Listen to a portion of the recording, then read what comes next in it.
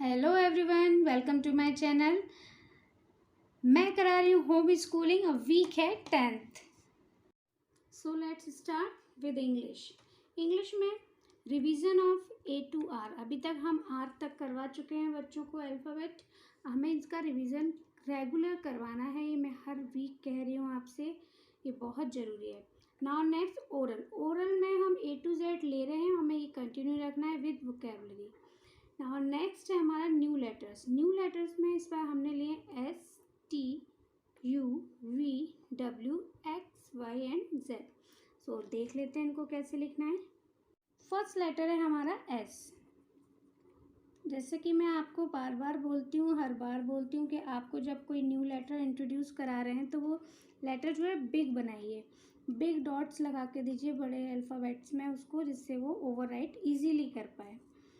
ठीक है, big alphabet में ओवरराइट करने की जब उसकी प्रैक्टिस हो जाएगी तब आप उसका साइज़ छोटा कर सकते हैं, लाइक दिस। इस तरीके से आप साइज़ छोटा करके दे सकते हैं। नेक्स्ट लेटर है हमारा T। इसको भी आपको बिग बना के देना है बच्चों को। जब इस पर अच्छी तरीके से बच्चा प्रैक्टिस कर लेगा तब आप उसका साइज़ छोटा कर सकते हैं, like this. Now next letter है हमारा U।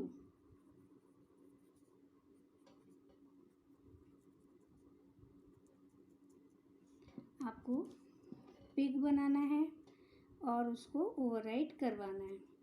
इसके बाद आप उसका साइज़ छोटा कर दीजिए यू का। Okay, now next V. Same method आपको यूज़ करना है सभी लेटर्स में। वी हो गया हमारा। नेक्स्ट लेटर है डब्ल्यू।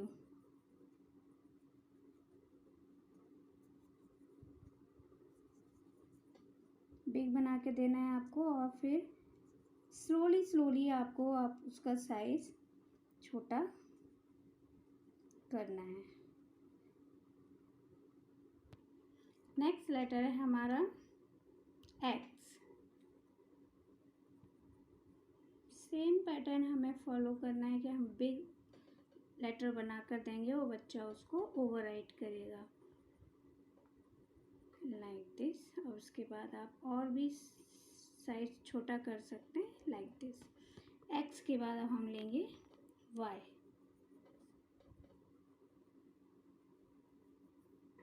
इस तरीके से, लाइक दिस, और फिर साइज छोटा करते जाएंगे। Now next Z.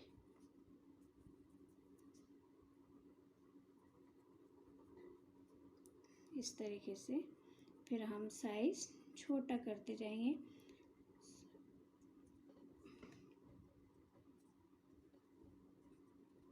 और अब ये हमारा A to Z कंप्लीट हो गया है। तो आपको जब आपका ये Z तक हो जाए तो आप बच्चों को A to Z ओवरराइट करवाइए एक साथ। और नेक्स्ट सब्जेक्ट है हमारा मैथ्स में हम 1 to 10 ऑलरेडी कर चुके हैं, तो हमें उसका रिवीजन करना है। ओरल में हम 1 to 35 तक कर चुके हैं ऑलरेडी। अब हमें 5 नंबर्स मैंने इसमें इंक्रीज़ कर दिए हैं, तो 1 to 40 बच्चों को लर्न करवाना है। नाउ न्यू नंबर्स हैं हमारे 11, 12, 13, 14 एंड 15। अब जो हम नंबर्स ले रहे हैं 11 to 15, हमें इनको ओवरराइट करके देना है, मतलब डॉट्स देना है लगाकर, और बच्चा उसको ओवरराइट करेगा। तो ये 11 एंड 12,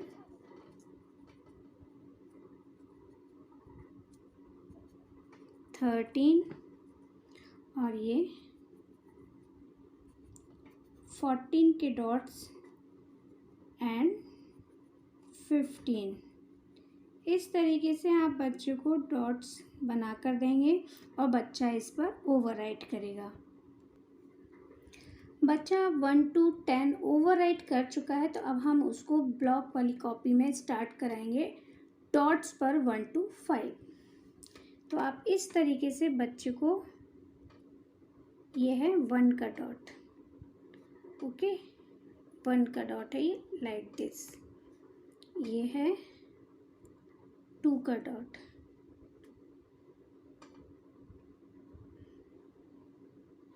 लाइक दिस इज 3 के डॉट्स हैं। आप इस तरीके से बच्चे को 3 के डॉट्स बना कर दीजिए।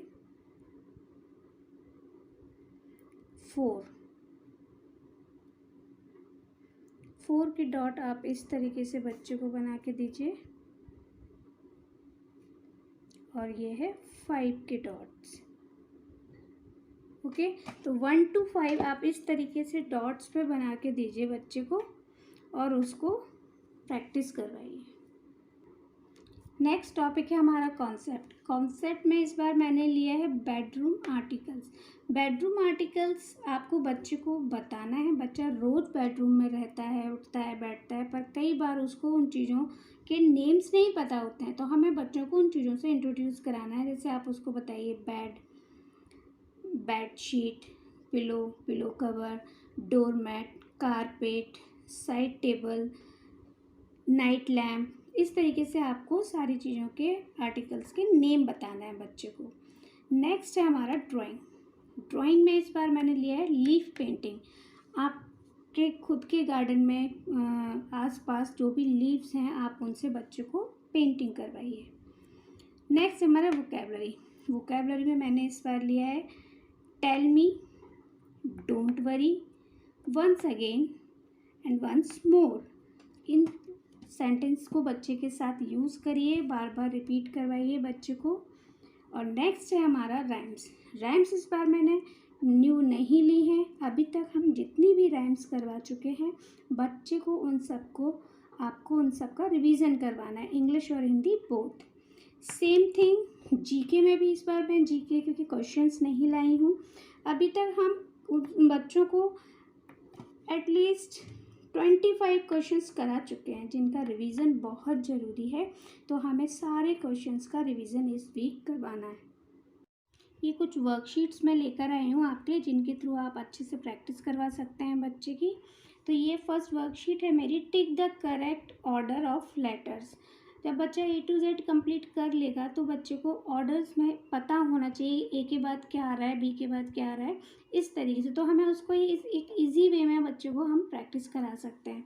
तो मैंने यहाँ पर 3 पैटर्न लिखे हैं, इसमें से बच्चे को करेक्ट पैटर्न पर ऑर्डर पर बच्चे को टिक करना है। जैसे ACD ये रॉन्ग है, ABC ये सही है। तो बच्चे के साथ बैठकर आपको ये बच्चे को प्रैक्टिस करवानी है इस तरीके से कि हाँ ये ऑर्डर करेक्ट है, और इस ऑर्डर को फिर बच्चा यहाँ पर अपने आप लिखेगा भी। तो इससे बच्चे की प्रैक्टिस भी होगी, बच्चे को ऑर्डर में लर्न भी हो जाएंगे। इसी तरीके से पूरी वर्कशीट आप बच्चे को करवाइए। नेक्स्ट वर्कशीट मैंने लिया है यहाँ पे राइट मिसिंग लेटर्स। जैसे मैंने यहाँ पे A लिखा है, बीच में मिस कर दिया एक लेटर, और यहाँ पर C लिखा है। तो बच्चा अब यहाँ पर जो मिसिंग लेटर है उसको लिखेगा। ये बच्चा तभी कर पाएगा इजीली जब बच्चे को पूरा ऑर्डर याद हो जाएगा। तो आप उसको इस तरीके से प्रैक्टिस करवाएंगे तो बच्चा आराम से लर्न भी कर लेगा और उसको पूरा ऑर्डर भी पता होगा। जैसे D ये मैंने यहाँ पे ब्लॉक बना दिया, और ये F, तो यहाँ पर बच्चा E फिल करेगा। इस तरीके से आपको ये पूरी वर्कशीट करवानी है। सेम पैटर्न में मैंने यहाँ पर मैथ्स में भी ली है वर्कशीट कि मैंने यहाँ पर 1 लिखा है, एक ब्लॉक बना दिया, इसको ब्लैंक छोड़ दिया है, और यहाँ पर 3 लिखा हुआ है। तो क्या आएगा बच्चे को, आपको पूछना है व्हाट कम्स आफ्टर 1, तो बच्चा यहाँ पर 2, उसको ये सीक्वेंस बुलवाइए 1 2 3। बच्चा इजीली 1 to 10 लर्न कर लेगा और उसको ये सीक्वेंस भी याद हो जाएगा कि किसके बाद कौन सा नंबर आता है। इसी तरीके से एक मैंने दूसरा पैटर्न लिया है कि आप यहाँ पे 1 लिखा है, बीच में 3 ब्लॉक्स मैंने लीव कर दिए और 5।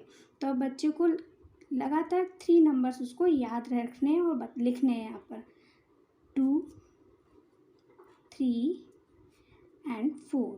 अब बच्चा इसको पूरा रीड करेगा तो बच्चे को पूरा एक ऑर्डर लर्न होगा। सेम इस तरीके से 6 लिखा हुआ है, 3 ब्लॉक्स मैंने यहाँ पे ब्लैंक छोड़े हैं, और 10, तो यहाँ पे 7 8 एंड 9।